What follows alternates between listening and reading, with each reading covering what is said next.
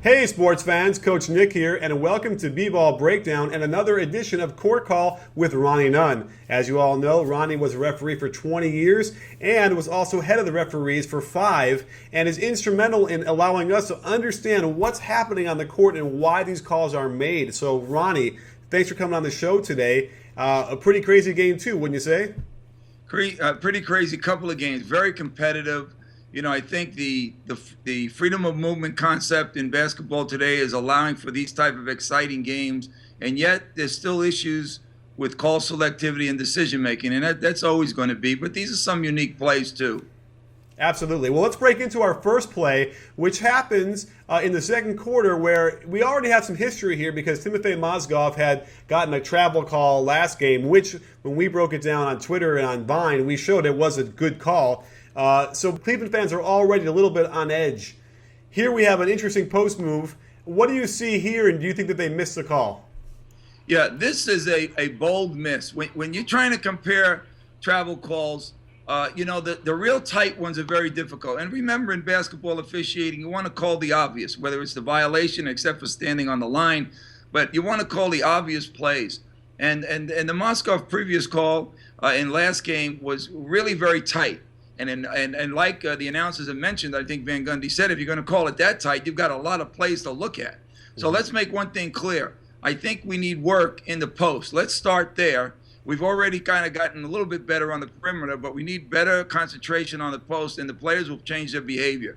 In this particular play, there was a bold double pivot slide closer to the basket kind of thing where you really want that called. And by the way, you want that called by the outside official, not the one closest, because he's refereeing from the waist up. Somebody's got to get from the waist down, and that's what you're looking for. You're looking for that violation, and it's not called. So that's a kind of a bad mark on the officials. But when you don't have a focus on these little particulars in your game, and if you don't clean it up starting October, starting at camp in September, you won't make it a focus. Get it out there, get it to all the coaches, and say, look, the days of cultish kind of pivot players that have to have struggled with their pivot moves, those days are over. We have bigs that are very effective at what they do. Now let's keep the rules tighter on what it should be. Well, let's move to the third quarter because there's a bit of a strange, this could be a kind of a quick take on this one, but it looked like the Cavaliers wanted to take a foul on Andrew Bogut and the referees wouldn't give it to him. Well, how do you explain how this happened? Well, you know what? First of all, the official, I've been teaching over in FIBA Europe these same concepts. The strong side is being managed by 2 officials, and these are the times when you step back and see, okay, where's the next competitive matchup? Well, there's something going on your side of that basket. The bottom official on there, that slot official, he's got to look to see that everything is normal. Now, most things that are normal mean there's a good separation. Look at the guys at the bottom of the screen, where from the rim to the corner, there's a big separation. That's what you're used to seeing when you're on the weak side, and you're ready for plays to come to you to respond to. But here on the top side of the screen, you see 2 guys coming together, and guess what? The official begins to notice what's going on with them, but doesn't recognize it soon enough to recognize there's a take foul in going on, and he needs to respond to it. So all of a sudden, the shot goes up, and it just evaporates. Had he seen it earlier, it would have been a piece of cake to get. But he's focusing where he shouldn't be too soon. And strangely enough, it actually worked in the Cavaliers' favor as they burp up a bad shot on the Warriors' side, and they get the rebound. Just a strange play altogether from both things. I think at some point, everyone noticed that they were trying to take it, perhaps. Certainly you hear the Cavaliers bench yelling. You have an assistant coach on the floor pointing right in front of Draymond Green. So I would have thought that he wouldn't have just shot it like that unless, perhaps he's doing that thing where they're trying to shoot it while the foul is happening, right? We see that all the time. Yep. And there's an example where they don't get the call, and now you burnt up a bad shot. So there's another reason why you shouldn't do that anyway. Is shoot that shot up crazy, hopefully to get a call. Well, let's move on. By the way, great insight, by the way, because, again, that weak side referee has a lot to do, and it's not easy to do those things, but we caught him on that one, and it's too bad they didn't get him the call.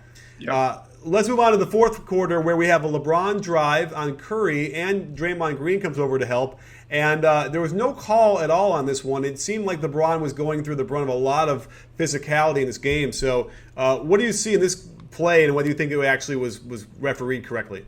Well, from the start of the play, coming from the strong side over to the weak and then into the post and then up faking, I mean, there's a lot of physical action with him. I once mentioned to you that the greatest players with the most physical attributes are the ones that get fouled the most. And people think that, our great players get their so-called great calls so they can, because of their status. And I continually say it's the opposite situation with great players, whether it's Elgin Baylor of his day or it's Wilt in his day, Shaquille of our day, and of course LeBron in the current day. These guys get hit at times and they should have been called sooner. Having said that, when he finally gets there, he is hit predominantly, I thought, by Curry. And with his arms so not vertical, more horizontal, he catches him on the shoulder while he reaches for the ball. You got to call that play. This is not something that it's tougher with two guys on one. Double teams are tougher, especially at the hoop. Everybody's got to zone in. That's the biggest play in town and get that play. So I think we missed the Curry play there. Would have been nice to put LeBron on the line because he's deserving of it. Do you see the Draymond hit across the shoulder as well on the second and the putback?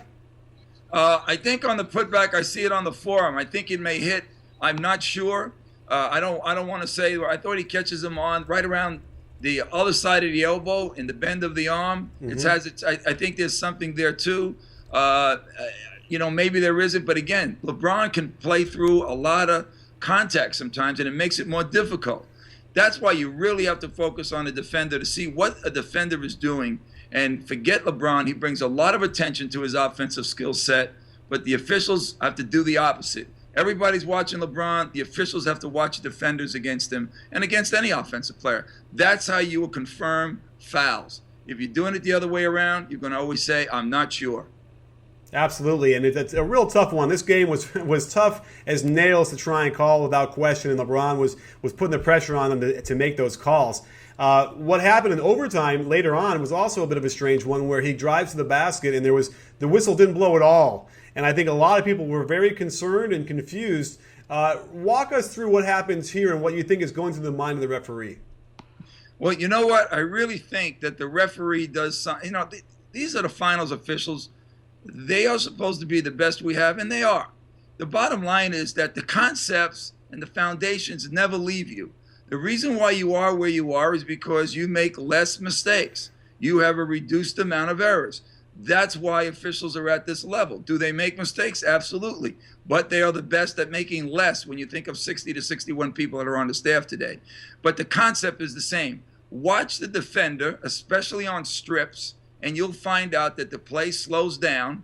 Stay with the basics of your work on a one-on-one play, and you will see Iguodala foul him.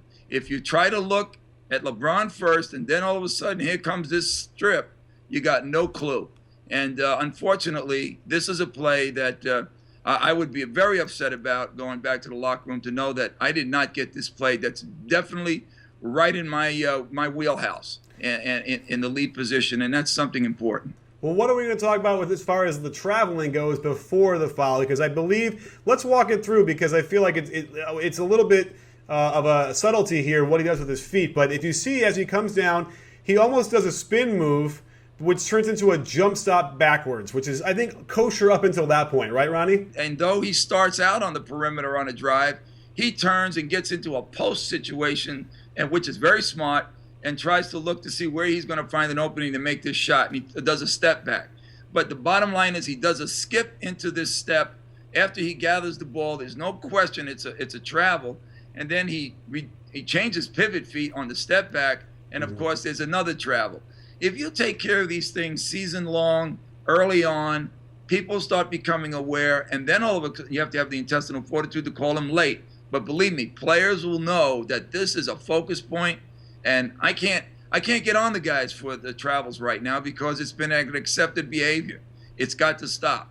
The foul, however, is not acceptable, and it goes back to the basics. If you referee the defender, the plays slow down, and even on hands are quicker than the eye on the strip, you got a better shot of seeing whether the ball is clean or there's some arm action there, and we all know there's a lot of arm action there. Absolutely. He got hammered, and so I think that the Cleveland Cavaliers might have felt like they got the short end of the stick on this game. However, they won, and I think that was sort of the more important thing over everything. And yeah, you got to wipe your brow because sometimes, and I don't have a shark in this game, or whatever the expression is. But certainly I would say, from an unbiased opinion as much as I can, that, it definitely felt like the Cavaliers had a lot more outrage to have at some of these calls.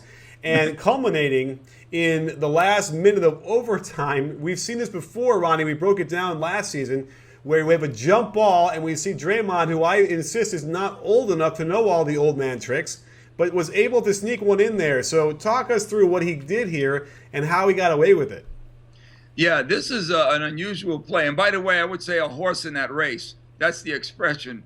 Thank you. Having taken a peek at American Pharaoh for a moment. But that's on my mind. That's a great opportunity to see an animal do so well. Having said that, though, here's a deep situation. You know, the call is correct because he caught the call. But the interpretation of how you manage a jump ball is that ball wasn't tapped and it came below the shoulders of the players. That's first and foremost. Obviously, the second was, LeBron could never get up to where he wanted to because somebody's hanging on his shoulder, and it was Draymond Green. And it was very effective. It was very subtle. But, jump balls are loose ball foul thinking. And you've got to look at loose ball foul thinking like rebounds. The ball should go up like a rebounding exercise. It was well tossed. The players couldn't get up. Maybe LeBron could have gotten to that tip at the proper place. But he comes down. He catches the ball. They're both on the ground. It's a re-jump. Just re-jump the ball. And but obviously there is a point of saying if you catch it. That seemed to tip the balance.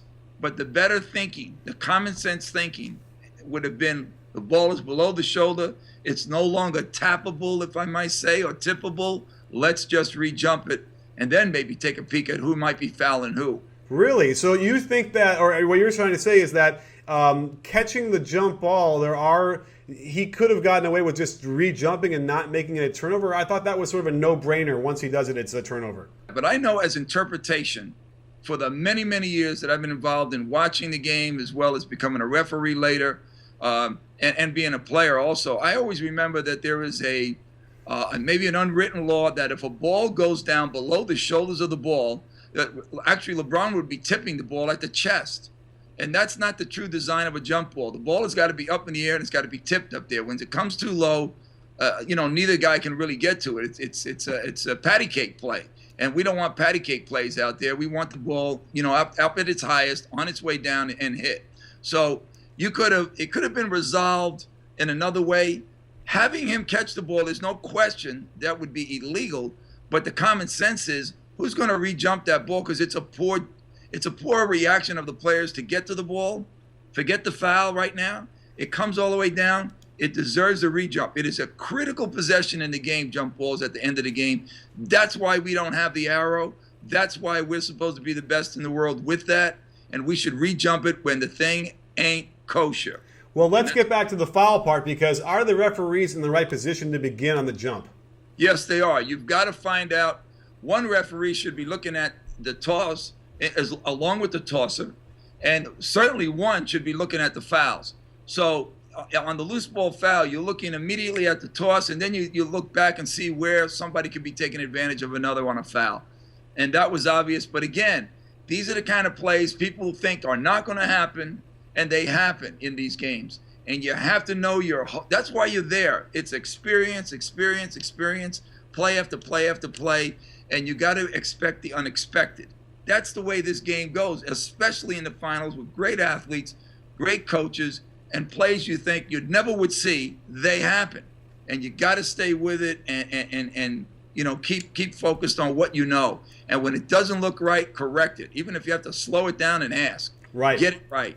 What didn't look right to me from the beginning, which is what Draymond was doing, was getting his arm up early. And that is indicating to me he's trying to show the referee, look, my arm is up. It's only going to go up and get it. But it's weird. Most players have their arms down lower and then will explode up and to get the pass. I thought what he was going to do was use his elbow to hold him down that way, and then it looks like he's just sort of going for the ball. But either way, same result. And that was a big red flag. As soon as I saw that I knew he was going to do that. And I suppose if anyone's watching this who's in Draymond Green's kind of role on their team, they might be taking notes to know how to do this in the future, because that's the key right there, is once you get the arm up early like that, as if you're trying to say you're not going to do something, you're probably doing something. You know, the greatest plays that come to camp following a season are usually the playoff plays because they have the most impact.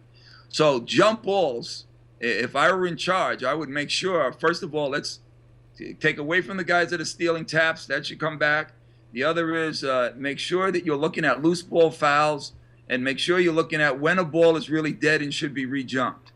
Well, they might need to have re-jumped the jump ball, but we certainly don't need to redo this show because we've gotten some terrific stuff here on the first take. And I think we got a lot of explanations in there. Hopefully the Cavaliers fans will calm down a little bit over their outrage, and the Warriors fans don't feel like they were beat up too much. Really a great series, and I think we're now going to have a 7-game series. This is going to be a real, this wasn't going to be what we thought, which was going to be a Warriors walkover. And I think we're going to probably end up having at least one more of our you and I get-togethers as well. I hope so, because there's going to be plays that keep coming up. The teams are offensive-minded. I don't think there's a lot of defense out there except for like a scramble type and unique plays that the officials have to be aware of. Every game brings a new set of behaviors. And by the way, every game will be officiated better and better as you learn from the series what's going on. And that's a credit to everybody. Team A, Team B, and Team C, the staff of officials, they also keep up with what's going on and their mistakes. Well, don't forget, sports fans, at BBallBreakdown, we're not a channel, we're a conversation. You win? You win, Ronnie? Absolutely. Great to be with you, Coach.